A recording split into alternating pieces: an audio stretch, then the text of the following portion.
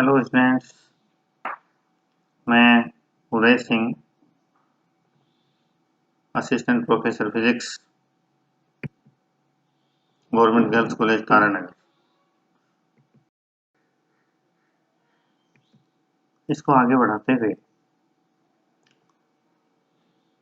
आज हम इसका गणितीय विश्लेषण करते हैं और संघट्ट प्राचल और प्रकीर्णन कोण थीटा के मध्य संबंध स्थापित करें। यहाँ आप चित्र में देख सकते हैं M एक स्वर्ण नाभिक की स्थिति है और एक अल्फा कण बिंदु P की ओर से इसके ऊपर आपतित होता है। स्वर्ण नाभिक और अल्फा कण दोनों धनात्मक आवेशित हैं। इनके मध्य कूलम प्रतिकर्षण के कारण अल्फा कण का प्रकीर्णन होता है और उसका पथ जो है वो PAR यानी अति परवलयिक हो जाता है। यदि स्वर्ण नाभिक यहाँ उपस्थित नहीं होता तो अल्फा कण पथ POB अपनाता हुआ सीधा निकलता, लेकिन कूलम प्रतिकर्षण के कारण इसका पथ जो है वो विचलित हो जाता है और एक अति प्रवलय का रूप ले लेता है। तो यहाँ ये जो प्रकीर्णन कोण है, स्वर्ण नाभिक की अनुपस्थिति में पथ होता POB और अब ये पथ हो गया PAR। जो अंतिम पथ है उसकी स्पर्श रेखा हम खींचे OR और प्रारंभिक पथ की स्पर्श रेखा POB। इन दोनों के मध्य जो कोण थीटा है इसको हम कहते हैं प्रकीर्णन कोण, स्कैटरिंग एंगल। दूसरा एक पैरामीटर यहाँ अपने पास आएगा, ये B क्या बताता है कि यदि स्वर्ण नाभिक ना होता तो अल्फा कण सीधा इस पथ से जाता POB और इसकी अल्फा जो स्वर्ण नाभिक है उससे लंबवत दूरी, वर्तमान स्थिति से लंबवत दूरी B होती, न्यूनतम दूरी। इसको संघट्ट प्राचल कहते हैं। ये इस दूरी से गुजरता, लेकिन कूलम प्रतिकर्षण के कारण इसका पथ अति प्रबल हुआ और ये PAR पथ से गुजर गया। अब हम इसका गणितीय विश्लेषण करेंगे और B और थीटा में संबंध स्थापित करेंगे और हम ये देखेंगे कि किस तरह से B के कम होने पर थीटा का मान बढ़ता है, यानी बड़े कोण पर प्रकीर्णन होता है, और B का मान बढ़ने पर थीटा का मान कम होता है, यानी प्रकीर्णन बहुत ही अल्प कोण पर होता है। यह अल्फा कण तथा नाभिक का प्रकीर्णन इस डायग्राम में इसका मैथमेटिकल विश्लेषण। तो यहाँ देखिए साथ में चित्र भी है। माना सोने का नाभिक M बिंदु पर स्थित है, ये बात हमने की थी, इस बिंदु पे है। एक अल्फा कण अनंत पर स्थित P बिंदु से V0 प्रारंभिक वेग से PO के अनुदिश गति करता है, इस PO के अनुदिश गति करता है। यदि M बिंदु पर Z2A आवेश नहीं होता, यानी नाभिक नहीं होता, Z2 हमने परमाणु क्रमांक माना है स्वर्ण नाभिक का, टारगेट नाभिक का, और प्रत्येक प्रोटॉन पे E आवेश होता है, तो Z2E टोटल आवेश नाभिक का। यदि ये नहीं होता तो अल्फा कण POB दिशा में गति करता, POB ये वाली दिशा में गति करता, तथा उसकी M बिंदु से न्यूनतम दूरी MB होती, MB जिसको स्मॉल b हम कह रहे हैं, ये होती। अल्फा कण की प्रारंभिक गति की दिशा से सोने के नाभिक की न्यूनतम दूरी को टक्कर प्राचल या संघट्ट प्राचल B कहा जाता है, स्मॉल b, जिसको चित्र में हमने दिखाया है। कूलम प्रतिकर्षण बल के कारण अल्फा कण का पथ अति प्रबल हो जाता है। A अति प्रबल का शीर्ष है, ये अति प्रबल कार बन जाता है पथ। A यहाँ अति प्रबल का शीर्ष है। कोण BOR बराबर थीटा को प्रकीर्णन कोण कहा जाता है। ये BOR, ये जो कोण थीटा है इसको प्रकीर्णन कोण कहते हैं। प्रकीर्णन कोण ये बताता है कि स्वर्ण नाभिक की अनुपस्थिति में जो पथ होता और स्वर्ण नाभिक की उपस्थिति में जो पथ है उन दोनों के मध्य कितना एंगल है, यानी स्वर्ण नाभिक की उपस्थिति के कारण पथ में कितना डेविएशन हुआ, वो एंगल है वो प्रकीर्णन कोण, स्केटरिंग एंगल। यहाँ प्रकीर्णन को प्रत्यास्थ माना गया है। यहाँ जो टक्कर है, जो संघट हो रहा है, उसको प्रत्यास्थ इलास्टिक हम मानते हैं कि ऊर्जा की हानि नहीं होती, क्योंकि बहुत ही छोटे पार्टिकल्स की हम बात कर रहे हैं। अल्फा कण और स्वर्ण नाभिक बेहद छोटे पार्टिकल हैं, तो इतने छोटे पार्टिकल्स के लिए हम टक्कर को प्रत्यास्थ मान सकते हैं।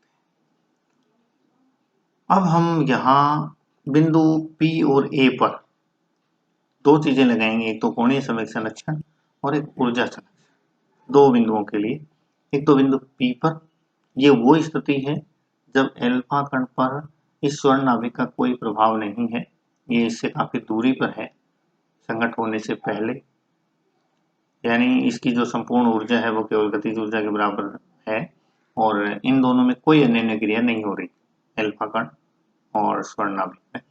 और एक बिंदु हम A की चर्चा करेंगे जब यह इसके अधिकतम प्रभाव में है और इससे न्यूनतम दूरी पर है, उसके बाद इसकी दूरी बढ़ना शुरू हो जाती है।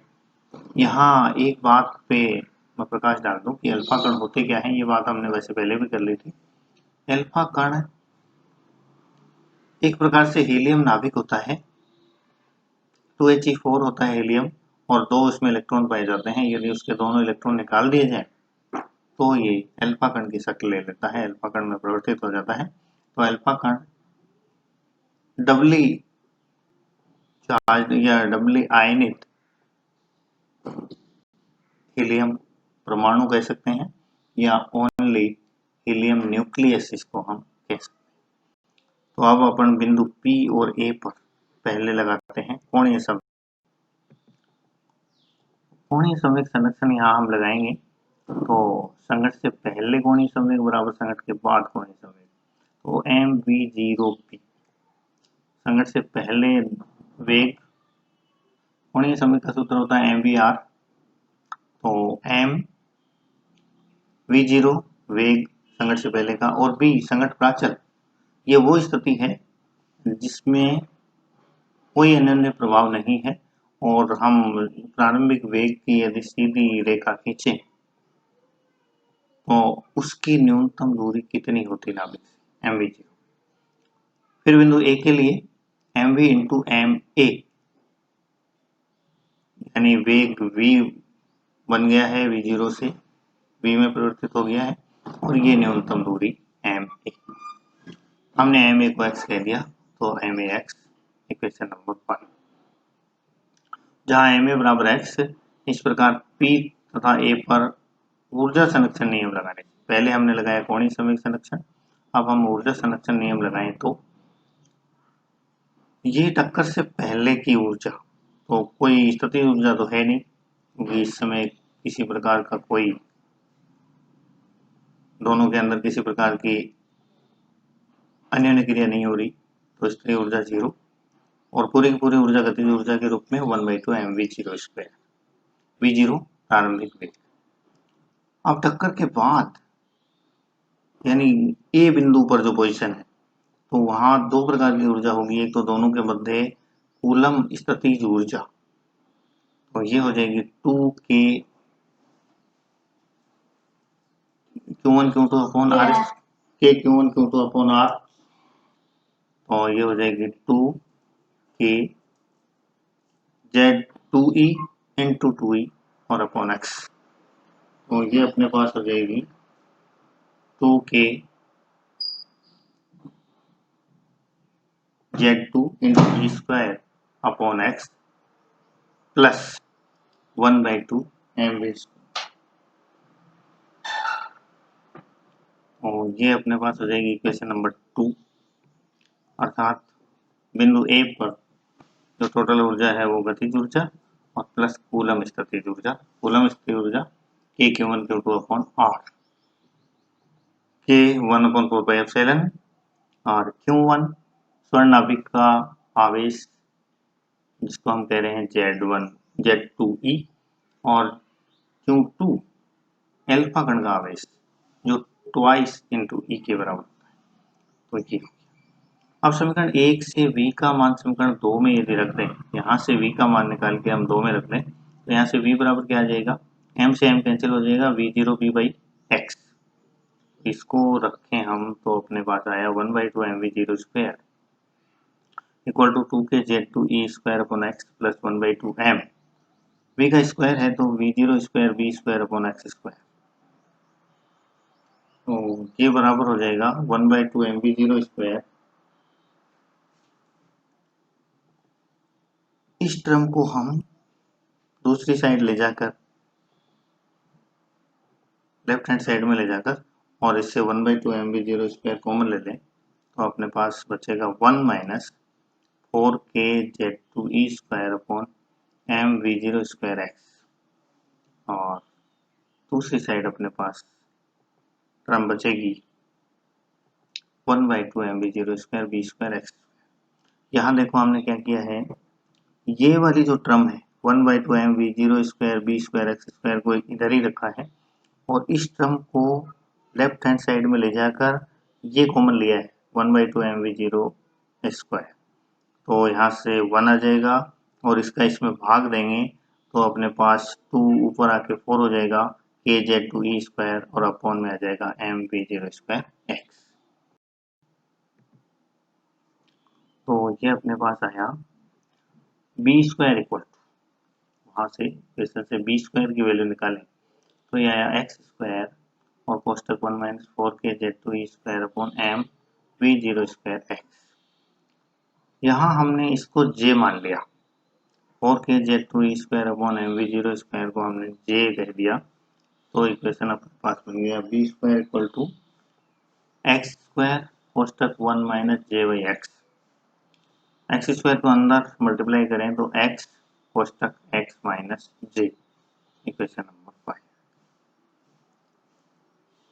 अतिपरवलय की ज्यामिति के अनुसार, अतिपरवलय उस चित्र को हम दोबारा देखें, ये रहा हमारा चित्र।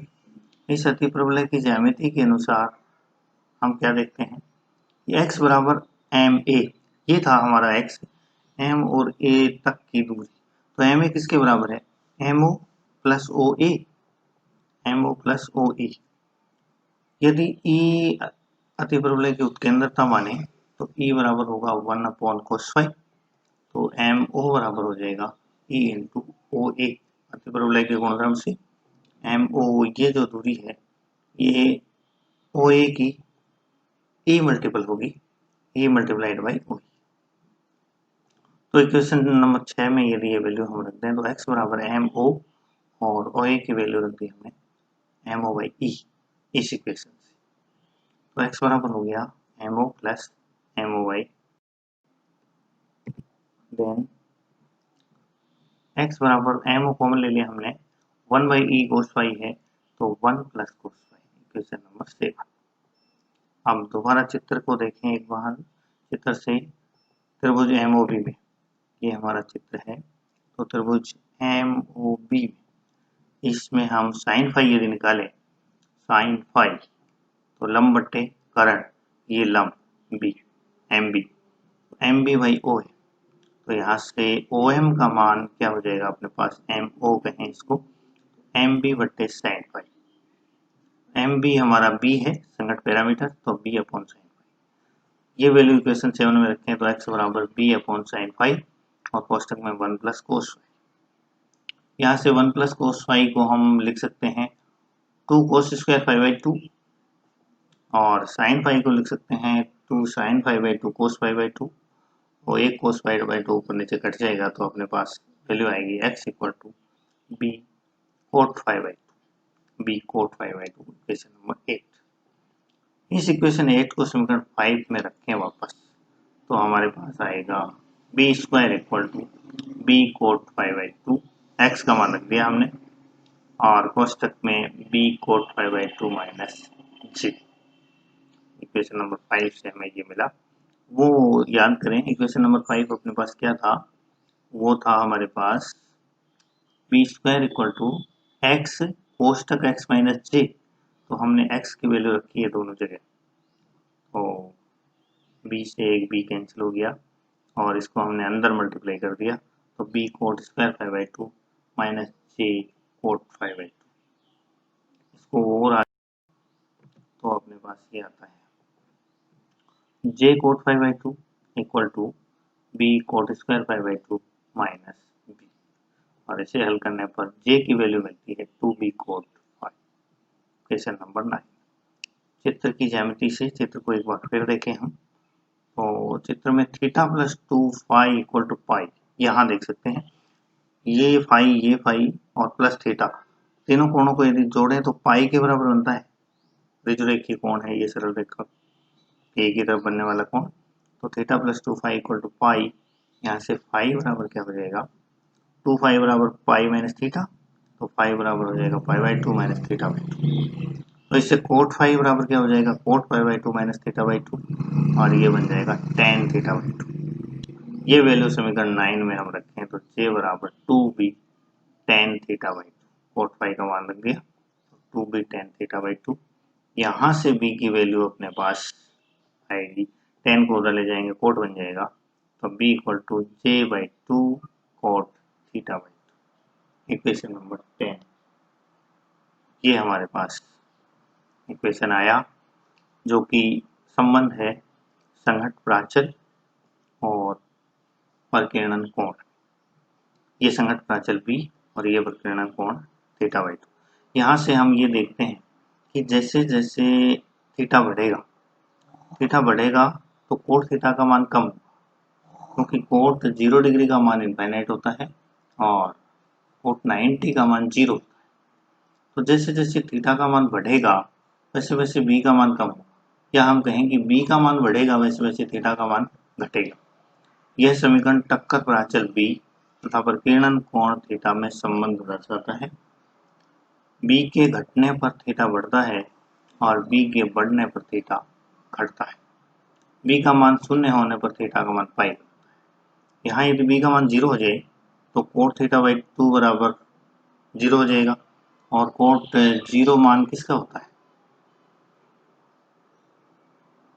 कोट थीटा/2 का मान 0 हो जाएगा और थीटा/2 बराबर पाई/2 कोट पाई/2। तो इससे अपने को मिलेगा थीटा बराबर पाई। तो ये अपने पास दी जाएगी। कोट के अंदर 0 डिग्री वैल्यू किसकी होती है, कोट पाई/2 की। तो b बराबर 0 होगा तो इधर हमारे पास होगा कोट पाई/2 इक्वल टू कोट थीटा/2, तो थीटा इक्वल टू पाई। तो यहाँ से अपने को मिलेगा कि यदि b की वैल्यू 0 हो जाए तो अपने पास थीटा परिकीर्णन कोण है वो पाई हो जाएगा, अर्थात अल्फा कण लौट के वापस अपने पर फैल जाएगा। ये चीज को अपन चित्र से देखते हैं। इस चित्र में देखिए टक्कर प्राचल और परिकीर्णन कोण में संबंध, ये b है। अब जैसे जैसे जैसे मान लो यहाँ से अल्फा कण आ रहा है तो बी का मान काफी है, बी का मान काफी होने से थीटा का मान काफी कम, यानी विचलन बहुत कम हुआ। इससे भी बाहर यदि अल्फा कण आ रहा है तो थीटा का मान और कम है, अपनी दिशा से और कम विचलित होगा। लेकिन वो अल्फा कण जो एकदम सीधा नाभिक की दिशा में आ रहा है उसके लिए बी का मान तो 0 है, यदि नाभिक नहीं होता तो बिल्कुल यहाँ से निकलता है। जैसे ही बी का मान 0 है तो थीटा का मान पाई हो गया, 180 डिग्री घूम के ये वापस ही अपने रास्ते पर चला जाएगा। तो यहाँ से साफ साफ स्पष्ट होता है हमें कि जैसे जैसे बी का मान कम होता है, संघट्ट प्राचल जैसे जैसे कम होता है, परिकीर्णन कोण का मान बढ़ता जाता है। यहाँ हम साफ देख रहे हैं कि बी का मान 0 होने पर परिकीर्णन कोण का मान 180 डिग्री हो जाएगा। तो इससे गणितीय रूप से पुष्टि होती है रदरफोर्ड के परिकीर्णन प्रयोग की, जिसमें उनको बहुत ही आश्चर्यजनक परिणाम मिला था कि कुछ अल्फा कण स्वर्ण पर्णिका से टकराकर वापस ही लौट आए थे। तो ये मैथमेटिकल कैलकुलेशन बताती है कि जो एकदम सीधे नाभिक की दिशा में जाएंगे उनके लिए बी 0 होगा और परिकीर्णन कोण थीटा पाई हो जाएगा, और वो वापस अपने रास्ते पर लौट जाए। थैंक्स, धन्यवाद।